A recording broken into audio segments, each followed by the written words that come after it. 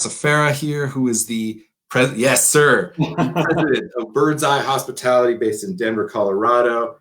All right, I'm excited to talk to you. We're kindred spirits when it comes to the way we view hospitality. So I'm eagerly awaiting this conversation. Thanks for taking some time. Love it. Happy to be here. Good to see your face. Yes, this is the new face-to-face in this moment. So this is one of the things I've been talking about a lot. It's a struggle for people in hospitality because we're so fueled by face-to-face interaction, by either being able to engage with a guest or being shoulder to shoulder with somebody in the kitchen. So it's doubly a struggle in this time. So, and I want to tell everyone, the credentials from Spago to Frasca to the things that you've done to your own restaurants, Lower 48, things like that, are epic, to say the least. And then what I'm most interested in, though, is then you transition into consulting, really focused on kind of balancing the business model, the bottom line with employee retention and with the customer experience. And then the reason that I reached out to you is because you've been posting videos of yourself just like being fucking real, like in this moment. Like you were walking outside and you were struggling on this day and trying to reflect on this moment in time. And like I really was struck by that because I think we need moments of reflection all the time on our industry, because a lot of times we're just so go that we never slow down to reflect.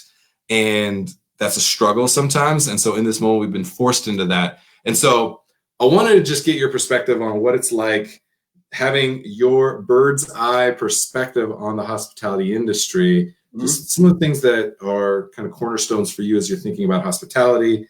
Then I want to talk about kind of the zeitgeist of this specific moment, and then lead us into how we kind of usher in what happens next in hospitality. So kind of take us back to your core philosophies of hospitality.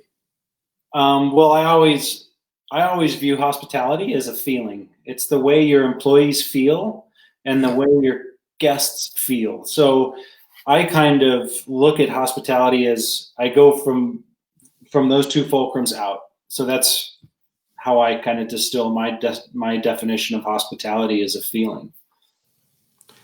And that's it, right? It's that simple. I try to keep things very simple because when you're training and educating a lot of people, I've also done some personal coaching. If you can't really distill what message you're trying to convey to someone, it's hard to retain it. And because a lot of the chit chat and the blah blah blah, it gets confusing. So if I can distill it down to one word, I would say that word is feeling. How do you feel? How does an employee feel? And how does a guest feel? And then if you're happy with how they feel and you kind of create and present an experience both for your employee and your guest that makes them feel good, then I think we're kind of on the right track. And that's my point. I completely agree. I like that. And it's so foundational, so fundamental. It's also interesting because it's very complex. It's easy to say it's a feeling and you create a memory and an experience for people. Mm-hmm. Actually delivering upon that's a whole different thing. And I think we're going to interweave that notion of taking that feeling and staying core and fundamental, and don't let all of the minutia grind you up. Stay centered in that. Yet then how you actually apply that's what makes you within hospitality as an individual, as a business. So I'm interested in that. So thinking about this moment right now, hospitality is interesting. The way that we in restaurants have gone about hospitality is very much not happening right now. It's not happening the way that we're used to it happening. Yet at the same time, I see the purest forms of hospitality presenting themselves because we don't have anything but the expression of our emotion for another human being and just nourishing them through our expression of food. So talk about this moment and maybe how hospitality is struggling, or in your view, hospitality is thriving. Think about today, right now.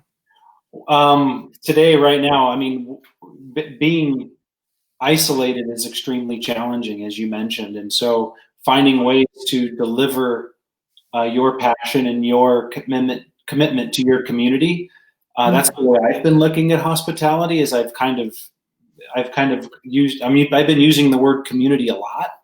Sure. Because that's what we have right now. It's your online community, your followers, your friends, or what have you. And so, like you said before, I've been connecting with my hilarious cooking videos and I've got chickens and I'm like showing these like really unique things that I've been doing and making myself vulnerable. And I think like right now in this period of time, learning about things that you don't know about and figuring it out. I was most recently working with a client and they were complaining about how how some people just wouldn't listen, wouldn't retain information. And I said, well, maybe it's the way you're giving it to them. And so I actually did a big video for them, a big video, 5-10 minutes of conveying my message of what HR means to me and kind of linking the operational and the human resources, the feeling component of human resources through the operational lens, but I did it through a Loom video. And so I was moving documents around and I was speaking into the microphone. And so you really didn't have to read an email and open attachments. It was just a different way of like receiving information, trying to show them that there's a different way to do things. And we need to start putting our hat on that's different than we have in the past, and starting to think critically and being critical thinkers and just different thinkers is really, really important. And so me being vulnerable on a cooking video, I'm comfortable cooking, but it's still like, I don't know what the hell I'm doing, you know? None of us know what the hell we're doing in this moment. I think it's great. What's funny is sometimes you see the chefs doing the videos and it's like, most people don't know what you're talking about. Yeah. Like we start the story on like year 3 of culinary school and people are like, what? I don't even know any of the terminology that you're using. So it's really funny. So sometimes we have to just give ourselves a little room for perspective. And so I want to get back to very practically kind of what's happening, the way that you're thinking about it, critical thinking for sure. But I want to touch on, you were working with a client and I know that you're not actually working with that client in the sense that, like me, a lot of consultants and strategists and 1099s, we're out of work. You know, I had 4 months disappear. I know you had a lot of the same. Maybe talk about that experience as personal for you, yet you're still working with one of your clients. I just want to provide a service. And if I'm not getting paid for it, I mean, it's not always about money, especially in periods of time like this. So if I can offer value and create content that is positive, adds value, and they're able to use it or not, whatever, if it works for them, great. If it doesn't, that just allowed me the opportunity to learn, grow, and do something different. So providing content and giving it away is just what I'm doing right now. If I wasn't doing that, I'd just be feeding my chickens. That does sound like therapy as well. We're talking about a lot. This exchange for me has been the same thing. I am compelled to share stories, tell stories, share information, communicate, and hustle. So it's the only way I know how to do that right now. And like the not getting paid part, I could care less about that. Yeah, it's not important. I'm so inspired to be able to talk to you, to talk to anybody, that anybody would take time to have a conversation with me, or anybody would take 30 seconds out of their day to watch anything two jabronis like you and I have to say. I think it's amazing in this moment. So I really appreciate that. All right, back to critical thinking. I think that is going to be so important. The way that we think about strategy, we're not very good at strategy. We're very good at tactics in hospitality. We're in there. We know how to shoot until shit's dead, right? But we don't always know how to take a step back and have a strategy because we're so about that next plate, the instant gratification. The loop closes very quickly. So talk about critical thinking just at a high level. What does that mean for you, and how do you apply it to the restaurant? And then I want to start to transition. What opportunities are you seeing coming out of this, thinking about the critical thinking and the strategy for hospitality for restaurants? Well, if you look at any restaurant or organization or hotel, you know, and if you look at it like a pyramid, the bottom of the pyramid, what holds the pyramid up are the employees. And then it's the middle managers and general managers. And then at the top is the owners and the operational directors, the executives, right? Well, what I've done recently, if you flip that over, that's a lot of pressure on these executives and these high salaried employees, right? And so when you feel all the pressure of the employees and they're the ones that drive your business, looking at your employees through a critical lens is really important. So the three things that I have been employing with my clients is hiring, onboarding, and following up. And then developing strategies that work for them to achieve those goals. Your goals, whatever your hiring goals are. The other thing that's a lot more challenging is as time goes on, having an offboarding process that distills the experience of that employee, learning from that experience and growing. But you said something that was really important, and you said instant gratification. Owners and operators and general managers, I'll speak for myself as an owner of a restaurant. I own, like you mentioned, Lower 48, and have been involved with Frasca, the Ritz-Carlton. It takes a really, really high level to understand that you're going to invest in someone that is going to manage an offboarding process and then get data from that. And I think that what we miss as a community of businesses, as restaurants and hotels, is that data when people are offboarded and how to use that data. But you have to invest in it, and it's really tricky because, as you know, the margins in restaurants aren't there, and they're even getting worse and worse and worse and worse. And so it's a hard sell, but I feel like once you're able to see those results of what that data looks like, you're able to kind of turn the screws on your business in ways that'll make a difference. It's hard because those aren't very clear line items on the budget in the way exactly. that, right? Because you have these loss leaders that really the way that you are not able to retain your internal guests has a massive impact. And it's really hard because you don't understand that losing that employee and those employees over time and having that be patterns that clearly you're not recognizing, that is a loss of that employee, the training that went into them, their uniforms, like every little penny that goes into that is really hard to track. And then top that with, you now are potentially losing guests because of that, because the experience is muted in some way, because you're training constantly, you don't have that depth of experience with in-house, and also because regulars, we throw that word around, those regulars a lot of times they're not the regulars of the restaurant. A lot of times they're the regulars of your employees, of your internal team. And so it's really hard. I understand that. Do you have any ways of breaking through that communication? Because I'm personally interested, because I have the same conversations a lot, and it is hard to break through that.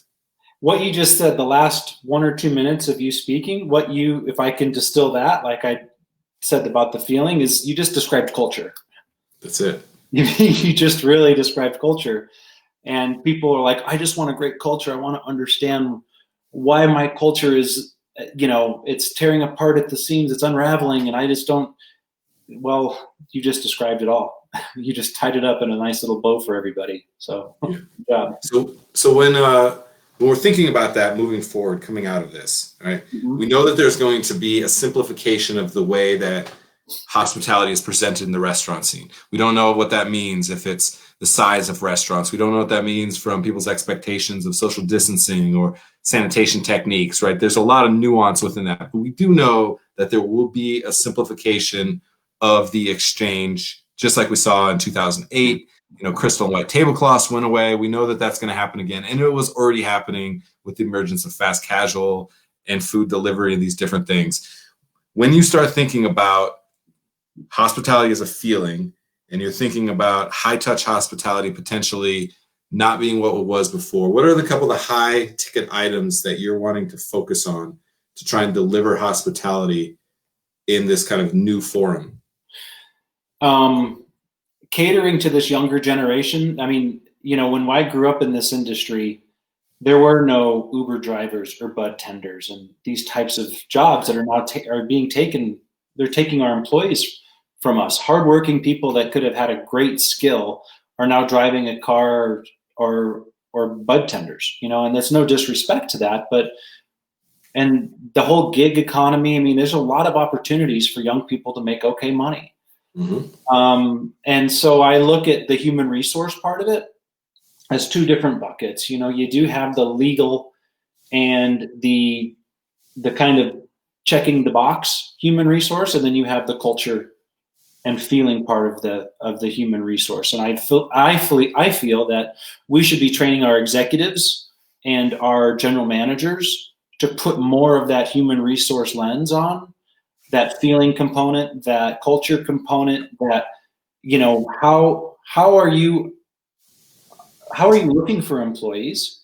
How are you interviewing employees? Are you being respectful to people, offering them water, taking them a tour of the restaurant, like taking the time it takes to just sit down with someone should be a huge focus, because even if you don't hire that person, they're going to go off into their community and tell people about that experience. Yeah. And so for me, it's all about the hiring, the onboarding, and the following up. And then it's the following up after they choose to leave or they're asked to leave, right? So I believe we're going to have to create some hybrid positions within the industry that really cater to this younger generation that have a lot more options than when we were growing up in the industry. Yeah, it's easy. I think the word entitled gets thrown around when you start having these generational conversations. And for me, I fucking hate that word because they have more options, not necessarily entitled. And honestly, like, if you live in America, you're entitled. So then to try and say that somebody else is more entitled it's a challenge. And there are no winners when you start to kind of point those fingers. And so what I'm interested then in is, it's easy to say, well, that person doesn't have the passion or the commitment, so they're doing this other job. They don't have what it takes. I don't know that that's true, and I want to ask you about that. And then it's also easy to say, well, these other industries are fucking up our mojo, yet potentially they have a better value proposition than our industry does. And that's the number one thing that I'm concerned about right now, is I feel this shift towards a real estate buyers and sellers market where everybody had a labor shortage, which I don't believe was a labor issue. I believe it was a culture issue. And then now they're saying, well, so many restaurants are going to close. Now people are going to be clamoring for these jobs. I'm very concerned that now restaurants think that they have the leverage to be able to just do what they used to do and not buy into culture, like you mentioned. And then all of a sudden, what happens when the most talented people within the industry, they're not in the industry right now. They were able to find other jobs because they're the most talented people. And I'm very concerned that Jeff Bezos said, come on over, Amazon will hire you and you can go back to your job when it's there. But they're going to keep a lot of those talented people because the vulnerability has been exposed. So I threw a lot at you there, but I wanted to rant a little bit so people knew how important this is. So talk about that a little bit. When you're talking about these hybrid positions, when you're talking about the value proposition of hospitality, which is, you know, it's under siege right now. And then you think about the most talented people potentially tripling down on the industry or getting out completely. Where are your thoughts at with some of that? Let's see here. So it's always been a struggle to find and hire good people. Sure. That hasn't changed. I've been wanting to put more focus on people that were good people that had good intention, as opposed to individuals that have a lot of experience within the industry. So that's one strategy that I've always employed. But it also takes a lot more resources to guide and groom and teach and train those types of people. But what they have and those types of people have is that feeling of community. And I think that if we can identify and implement strategies in how we employ and how we hire and how we seek employees, and really focus on the community part of it and find people that were community focused, because restaurants are anchors in their own community, their neighborhoods, their cities, their towns, their states. And so you got to find people that are like-minded in that way. And that's really challenging. And how you word your advertisements on Craigslist or Indeed or however you find your employees. I don't know if I answered your question. Maybe I made up my own answer, but that's good. I don't know if I have any questions or any answers at this time. It's just a lot of hyperbole in this moment of just trying to throw enough thoughts into the ecosystem to see if anything sticks or anything comes back. So The value proposition that I hear you saying is that restaurants are pillars of their community. They are bedrock. We see that playing out right now as people are rallying around feeding other human beings in this time, being able to cook and express yourself, being able to deliver hospitality in any way. So that's the value proposition that I believe, and I heard you echo that, is the only thing that matters. Everything else that you do in a restaurant, clearly it doesn't matter, because right now your ability to just have that singular feeling of hospitality is what we need to build upon. If that is our value proposition, how practically as a restaurant do you actually deliver that message? Because I feel like we hadn't been delivering that, and that was clear because our community was starting to fracture.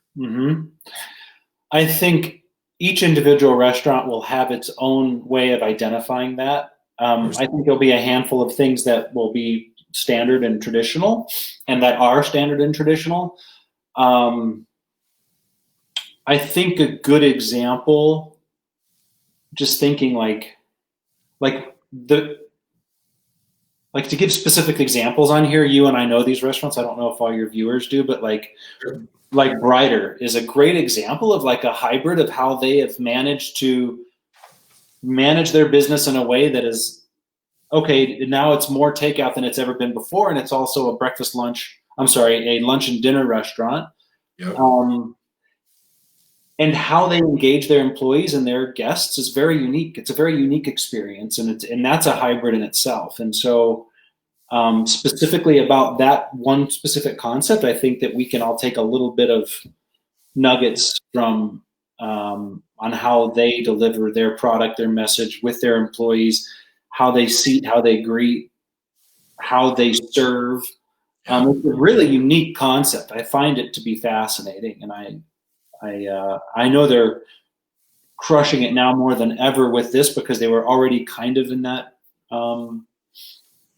in the spirit of like how they deliver their service. So you're going to find a lot more concepts getting creative like that.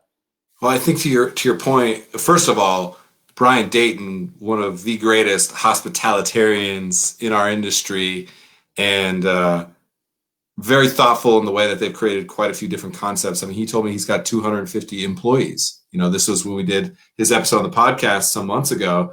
That's a lot of people to be responsible for. And to go from Brighter, like a really clever sandwich shop, to Oak, which is, high touch hospitality, and Acorn, same kind of thing, to an ice cream shop, and to be able to deliver the same feeling across a multitude of expressions of that when it comes to the actual operation, that's going to be an important way for people to go about that. So I'm definitely going to link up Brighter, because I want people to check that out, because I do think you're right. It's very thoughtful. When you were talking about that, Alex Seidel has Chook, right? Also in the Denver market, which is that Australian style charcoal chicken.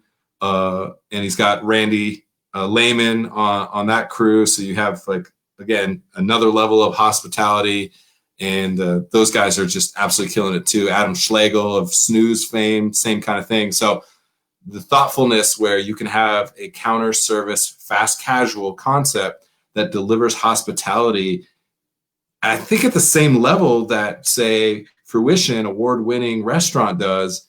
The experience may be slightly different, but the feeling of hospitality feels the same. Do you feel like there's room now and permission for hospitality to have a myriad of expressions and still be at that level?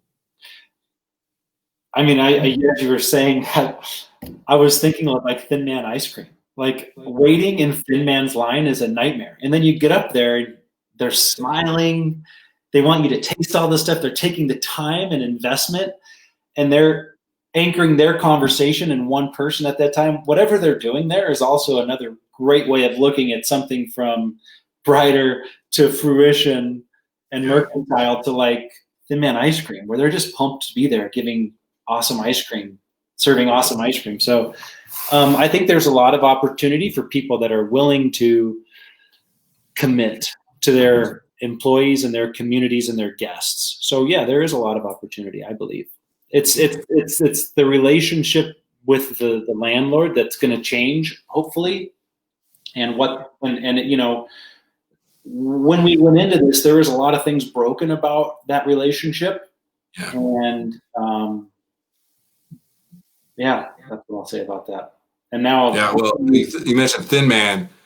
It's also nice when the landlord is also the force behind it, like yes, Paul Tamarella. So when you have that level of true. buy-in and equity within the concept, you can clearly see that that plays out. And so that's an important part. A lot of times restaurants are purely tenants. I think thinking about the business the way that somebody like Paul Tamarella does is pretty important, to have vested interest through the whole, as much of the ecosystem. To be as vertically integrated is very, very smart. When you're talking about specifically investment in that, right? You talked about that. It's easy to say you need to invest more, but what does that mean practically? When you talk about the control, I hate the word of control and cut versus like invest in the things that create growth and like drive bottom line, like control and cut prime costs. When we're so focused on a 9% labor or 24% all-in labor or 30% food cost or 25% poor cost, like all of these things, and we're incentivizing people to cut and control those costs, which usually mean you are cutting your biggest asset, which is your people or your product, or delivering potentially less versus driving efficiencies, economy of motion, all those things. How do you get people, when you're looking at a P&L at a budget that exists now, and saying, nope, I want you to invest more here, because all of a sudden they say, well, then there goes my 7% profit margin out the window? How do you actually have that conversation? Where is the opportunity to invest in that? I think there's a lot of conversations before that one. I think asking great questions has been a big part of my job the last 3 years. And that conversation that you're talking about is a result of a lot of great questions before that. And so it's hard to answer what you just asked, because for me, I would have wanted the opportunity to have other conversations before that one, because it might not even make sense if it's like a relationship of like, you're going to offer me, I'm going to offer you a service and I will expect compensation for that. Like, it might not even be a great fit if all you're doing is trying to turn the screws on numbers, you know? So I think that that's a hard question to answer, because there's a lot more that goes into it on the front end of that, personally. That's good. That's exactly what I wanted. Is there are no answers that are universal, and anybody who tells you they are, they're fucking selling you something that you don't need. All right.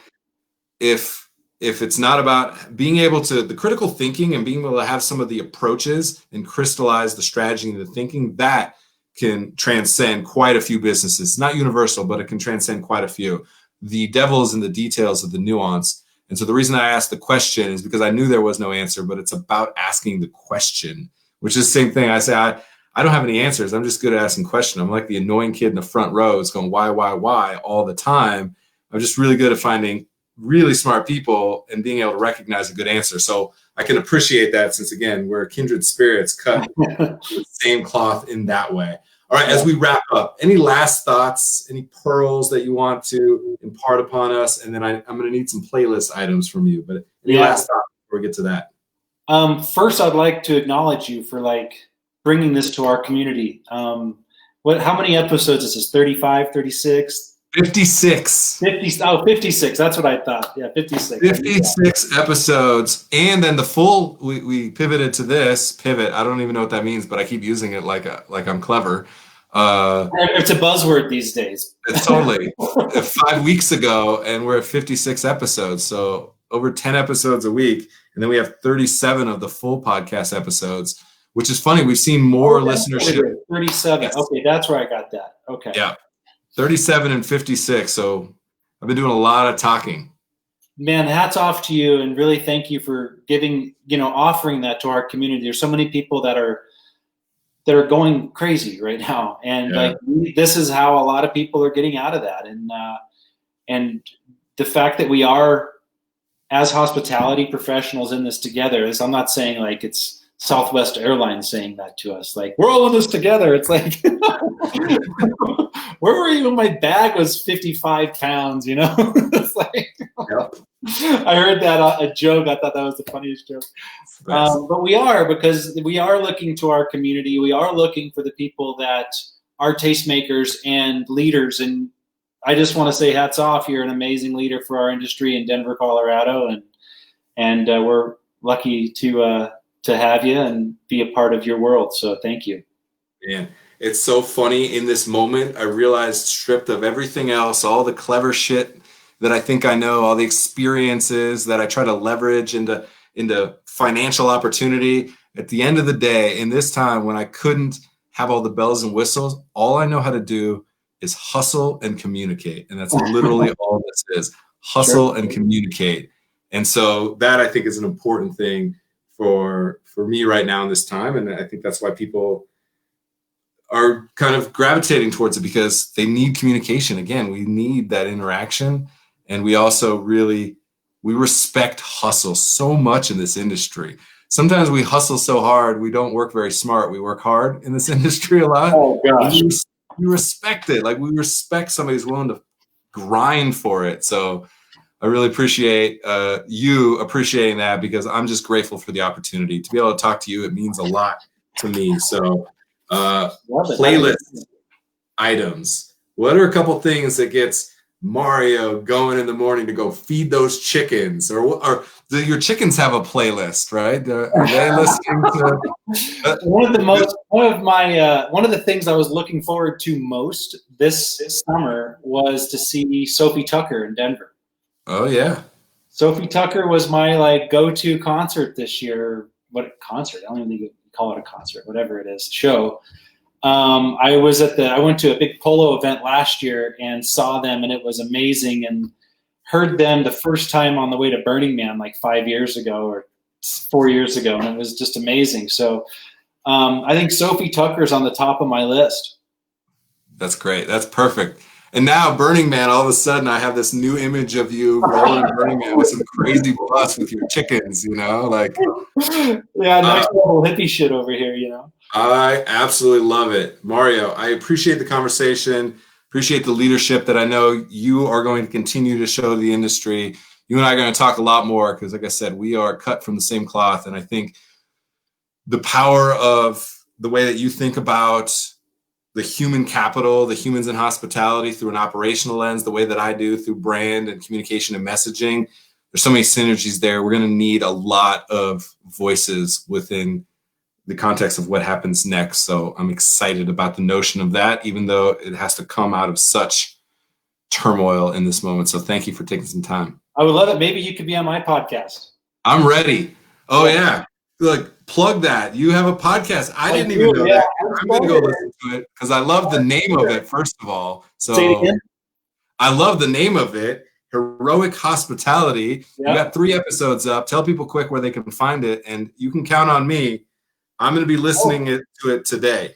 Great. Yeah. I mean, it's just me talking right now, but yeah, it's Heroic Hospitality on iTunes, and I haven't done anything with it. I started it 6 months ago, something like that, and got busy with life, got a client in Houston, and all kinds of stuff was just happening, and I want to fire it back up. You've inspired me to get it going. So I think if you need a guest on the show, you know who to call. I'm with you. 100%. Awesome. Yeah. All right, Mario, go feed those chickens, my friend. I love it. Thanks. Cheers. Oh man, go feed the chickens. That feels like such a metaphor for this moment. Go feed the chickens. Sometimes you just got to go feed the chickens, because you know what? They don't know nothing about no pandemic. They're just hungry. And I think it's an important thing for us to reflect on in this moment. How are we going to feed those chickens? I don't know why I got all country in my voice, like I was clever or something, but just go do something simple that brings you a little bit of joy. And for me, it's this: hustle and communicate. That's all I know how to do. And I am appreciative for anybody and everybody who take any second out of their day when shit has hit the fan for them to find a moment of levity, laugh, learn, whatever it might be. So the fact that Mario would thank me, I'm grateful to him for taking some time and sharing some wisdom. So appreciate everybody, all of you. Tomorrow's episodes, I have Derek Hull, noon Mountain Time, 2 p.m. on the East Coast. He is the executive director of the Trotter Project, and they are doing amazing work. Always have, and in this moment have really found a way to have even more impact. So I'm excited about that conversation. And then I have Janet Isabelli, she is a powerhouse. She started a Facebook group that I'm going to let her share and talk about a little bit. She has been an absolute monster when it comes to getting information out. And that group has been, for me personally, you see me sharing a lot of information. It's quite often something that Janet herself has shared or that is coming from her group, because the amount of hustle and communication coming from her, from that group, has been really powerful in this moment. So we need that. Those 2 episodes tomorrow. Come check them out.